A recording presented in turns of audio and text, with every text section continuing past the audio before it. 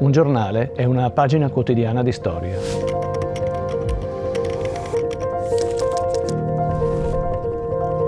Interi quartieri sono stati spazzati via dalla furia dell'acqua.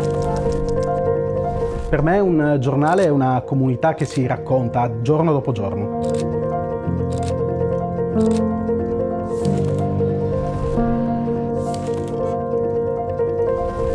One more step for man, one giant leap for mankind. Un giornale per me è un mosaico di voci per raccontare le comunità del territorio che ci circonda.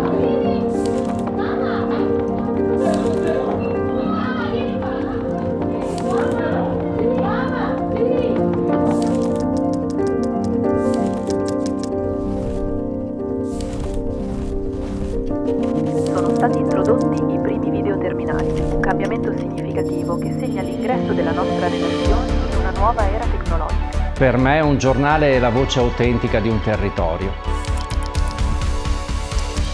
Un grave incidente nucleare ha colpito la centrale di Chernobyl. È un momento che entra nella storia. Per me un giornale è un elemento di identità collettiva.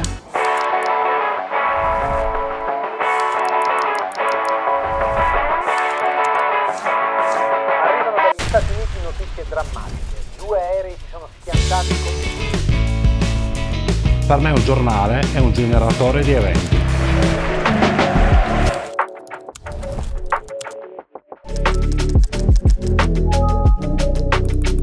Un giornale è una comunità di persone, una comunità di luoghi, di esperienze e perché no, forse anche di valori. Un giornale è una seconda casa, perché veniamo qua, ci viviamo, ci lavoriamo e anche ci divertiamo. Le autorità sanitarie segnalano la comparsa di tante infezioni per... Per me un giornale è uno spazio aperto al confronto.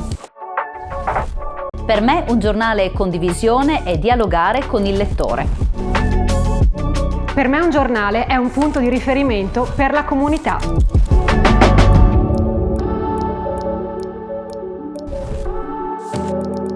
Un giornale racconta la città, la sua storia, un giornale è la città.